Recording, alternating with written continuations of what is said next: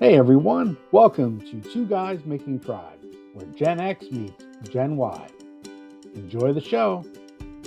I think for all the Gen X bravado that we give all the time, because we are the toughest generation. I'm just gonna say it there. We drank out of the garden hose and survived. But I think many in our generation that had kids early failed when it comes to kids because who raised the millennials and the Gen Zers, the Gen X parents?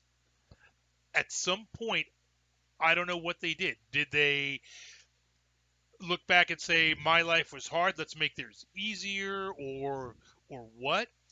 But i'm I thank God that I had my kids late, that I didn't have my son until I was 40, because I saw this happening. So I've made it a point with my kids to raise them Gen X, you know and it's worked. My son's 13 going on 14, and he loves everything Gen X: music, movies. He looks at his friends at the same age group, and he shakes his head. He's like, they're a bunch of idiots.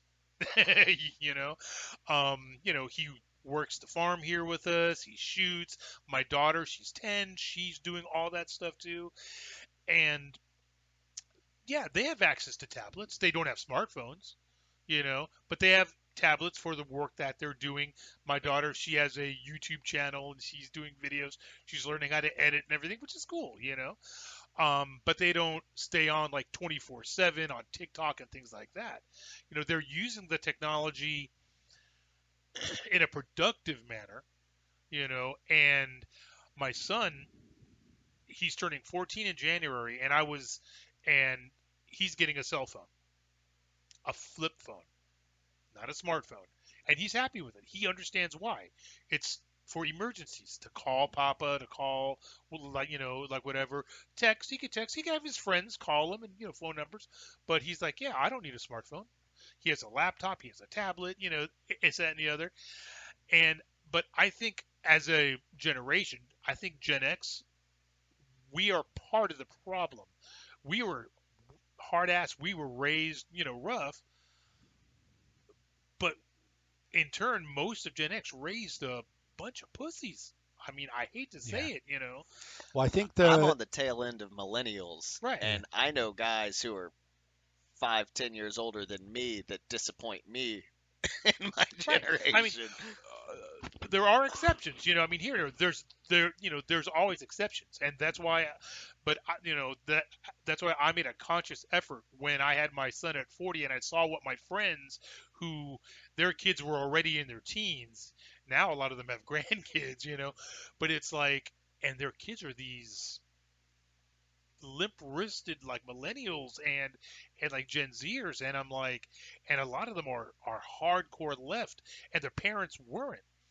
I have one friend of mine, um, her daughter, who is now in med school, but this is like 15 years ago when I was teaching classes and all that in like prepping. She used to bring her daughter when she was a teenager, 14, 15, 16, and her daughter would come to the prepper stuff. She shot with us, and she was 100% on board. She went off to college. Now, super far left. She's in med school and is just went broke her mama's heart. And it's just like, and I'm like, all the teaching I did, poof, gone to waste. But with someone like her, though, when the shit hits the fan, I think because she was so immersed in the prepping before, it'll kind of like kick her in the head, and she'll know, and, so on and so forth. But those that have no idea, they're just, they're lost. But I think overall, Gen X failed in raising the like millennials and stuff. Yeah, and I agree too. And I think you and I both had our kids in our 40s. You know, um, the big difference I think is the ones that had them in their 20s in our generation. those kids were babysat by Disney movies. Yep. Okay, not to take anything off of Disney movies, but it could have been the afternoon cartoons and what have you, and video games. So basically, the Gen Xers got so tied up with the rat race that electronics were interacting with the children instead of us. And you and I, like the rest of our Gen Xers, we were feral, and growing up in the days of seeing JonBenet Ramsey and just kids getting snatched up or kids getting hurt, we're so overprotective of our children. Now you've done a good job with balancing all that out. I'm trying to do a better job of not being so helicopter with my children. But I fear that Gen X might fail a second time. Okay. We have so many in our generation that are just, salty. Okay. Especially when they're moderates or towards the right, that they dismiss the millennials and the Gen Zs. We may have some,